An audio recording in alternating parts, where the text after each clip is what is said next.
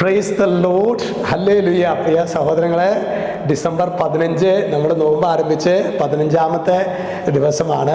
ഇന്ന് നാം ധ്യാനിക്കുന്നത് സാമുവേലിൻ്റെ 2-ാം പുസ്തകത്തിലെ 24-ാമത്തെ അധ്യായം 24-ാമത്തെ വാക്യം.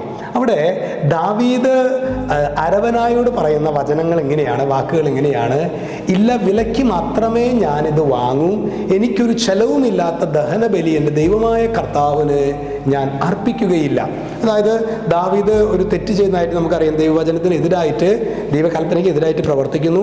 അതിന് ഗാദ് പ്രവാചകൻ ഒരു പോംവഴി പറയാണ്: നീ ദൈവമായ കർത്താവിന് ഒരു ബലി അർപ്പിക്കുകയാണെങ്കിൽ ഈ ഒരു തകർച്ചയിൽ നിന്ന്, അനർത്ഥത്തിൽ നിന്ന് നിനക്ക് രക്ഷപ്പെടാൻ പറ്റും. അങ്ങനെ ശരിക്ക് ദാവീദ് രാജാവ് ദൈവമായ കർത്താവിൻ്റെ അനുഗ്രഹം ലഭിക്കുന്നതിന് വേണ്ടിയിട്ട് ബലി അർപ്പിക്കുന്നത് അരവന എന്ന് പറയുന്ന തൻ്റെ പ്രജയുടെ മെതിക്കളത്തിലാണ്. അപ്പോൾ ദാവീദ് രാജാവല്ല വരുന്നത്. അരവന പറയാണ്: ഇവിടുത്തെ എന്തും നിനക്ക് വേണമെങ്കിൽ ഉപയോഗിക്കാം, ഇതിൻ്റെ ഒന്നും ഒരു വിലയൊന്നും എനിക്ക് നീ തരേണ്ട, നിനക്ക് എന്ത് ഇഷ്ടമുള്ളതും നിനക്ക് ചെയ്യാം എന്ന് പറയാണ്. അപ്പോൾ ദാവീദ് മറുപടി പറയാണ്, അരവനായോട്, തൻ്റെ പ്രജയോട് പറയാണ്: ഇല്ല, വിലയില്ലാത്ത ബലിയർപ്പണം ഞാൻ നടത്തുകയില്ല. പ്രിയ സഹോദരങ്ങളെ, വിലയില്ലാത്ത ബലിയർപ്പണം, ഞാനൊരു ബലി അർപ്പിക്കുമ്പോൾ അതിൻ്റെ വില എന്താണ്? പ്രിയ സഹോദരങ്ങളെ, ഈ വചനം നമ്മളൊന്ന് ആത്മശോധന ചെയ്യുമ്പോൾ, ഞാൻ പ്രഭാതത്തിൽ എനിക്ക് കിടന്നുറങ്ങാൻ ഭയങ്കര ഇഷ്ടമാണ്. പ്രത്യേകിച്ച് ഡിസംബർ മാസമൊക്കെയാണ്, ഉറങ്ങാൻ നല്ല സുഖമാണ്. ഇല്ല, നേരത്തെ എഴുന്നേൽക്കുന്നത് ഞാൻ കൊടുക്കുന്ന ഒരു വിലയാണ്.